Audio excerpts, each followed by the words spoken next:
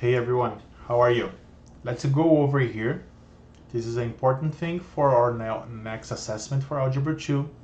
Okay, this is a review. I'm recording here the video, then you can watch many times you want, and you can go over also through the activities we're doing to review this thing.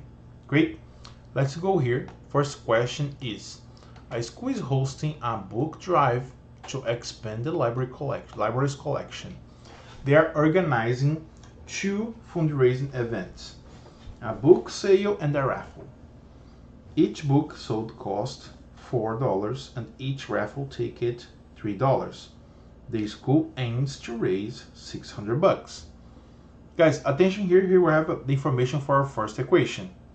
Let's write down here because one of the things they ask, the first thing is write the equation. Then number one, oops, let me turn on here this guy. Number one here, A. First equation is each book sold cost $4. Then 4b, because for books, plus 3r for the raffle equals, the objective is 600. Next question here is, additionally, they want to sell 180 items in the total. Then items in the total, like item plus item equals the total. Then book plus raffle will be 180. Then I have over here exactly the situation that's happening. And B is, then let's write here down, 4b plus 3r equals 600. And b plus r equals 180. B is asking us to solve using system of equations, and we have to do this many ways. I will choose here the matrix because it's the thing we have been working more. Then the first thing, 4, 3, 600, and 1, 1, 180. Second function, matrix. Slide it to the right, math. Go to option B, which will be over there, RREF, enter. Then alpha, zoom, we'll open the matrix option. Choose the rows, in our case here is 2, columns 3.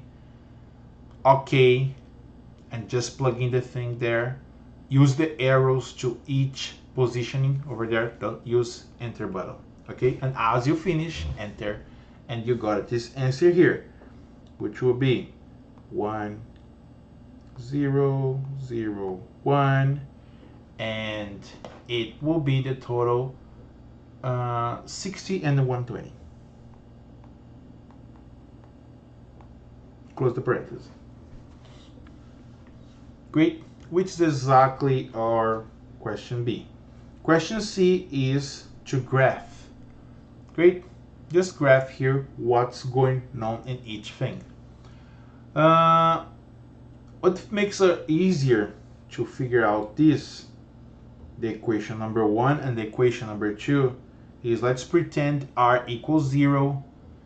600 divided by 4 will be a half of 300, a half again, 150. Then we know my x-intercept. Okay, remember to label. Great, here is the books, here is the raffle. Great, then books here, 150. What else? The other one. Let's pretend now books is 0. 6 divided by 3 is 200. Then let's go here to our thing. 200 is over here. Okay, below 210. Then let's graph our first graph. It's something similar to this. Let's go to our second graph, which is, I think, a little bit more simple. Or y-intercept is 180, which is over here. Nice. And r also is 180, which is over here. Let's see where they cross each other. to make more simple our work. I'll just change here, I'll use blue. If I graph, it's not like 100% accurate, but it will must be like in 60 and 120. Over here will be the point. Let me just redo this. I think it's more 6 and 120. I have to pass through here. Okay, it's not like 100% accurate, but it's the best as I can do here. Nice, exactly what I'm looking for. Let's go next one. This question has 4 parts. Be sure to label each part of your response. Line K is shown on this coordinate plane. What's the slope of line K? Guys, to find out the slope, we can do rise and run, which I would say to you is more simple. And just write A here. What you're supposed to do, rise and run for each point. This guy here is, go down here, 1, 2, and run 1, 2, 3, 4. Great. That's it. In this point here, no, let's go here better. No, this guy here. Let's go down here. 1, 2, 3, and run 3 here, and 1, 2, 3, 4, 5, 6. So 3, 6. Then 3 divided by 6, it will be, but it's down, negative half. B will be the line, line P is parallel to line K. The y-intercept of line P is the point 0, -4. Create an equation. Well, if this parallel, just slope is the same. -1/2 x plus, and they give me here the y-intercept, which is 0, -4. Then plus, it's not a plus for real, it's a -4. C. Line R passed through the points -2, 1, and 1, 0. Is the line parallel to line K? Explain your reasoning. First, fear slope formula, M equals the rise 0 minus 1, and the run 1 minus -2. It will be negative, positive. 2 plus 1 is 3, -1/3. And the question is line R parallel? Not parallel. Okay, the slope is different. And D, last one, line S is the perpendicular to line K. Line S passed through the point 5, -2. Create an equation that represents line S. Great, we have the perpendicular line. We have the information to write down the equation. To be perpendicular, opposite reciprocal was -1/2 becomes 2. Then y equals 2x plus b. We have no idea. What's the b here? Well, that's basically the information we have. They give to us a point which is 5 and -2. Then we know here is -2, and here 2 times 5 plus b. 2 times 5, 10. 10 minus 2, go opposite direction, -10, -10 minus 2, b equals -12. My equation, y equals 2x minus 12. That's it. Done. We finish. Next one is just graph. Simple as we did before, where the y-intercept, -3, -3 is over here. Rise 3, run 5. 1, 2, 3, and 5 will be here. And as we graph, we will see this little guy here. Great. Next one is if y is 0, which number times 4 is negative 20? Well, which number times 4 is negative 20 is negative 5. Then x-intercept negative 5. Let's pretend x is 0. Which number times 5 is negative 20? It's negative 4. Negative 4.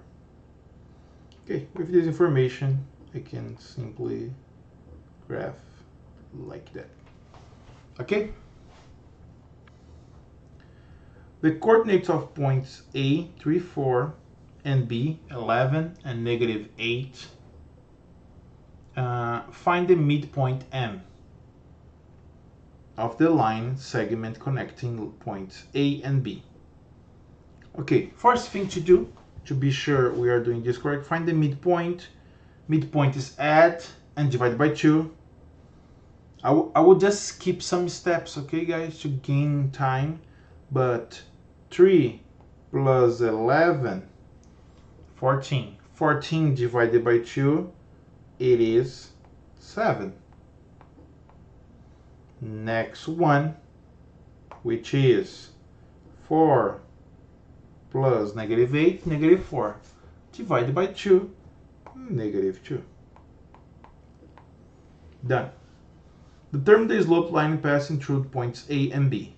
Rise and run, or make more simpler this guy here, the difference between negative 8 and negative 4. How far is negative 8 to number 4?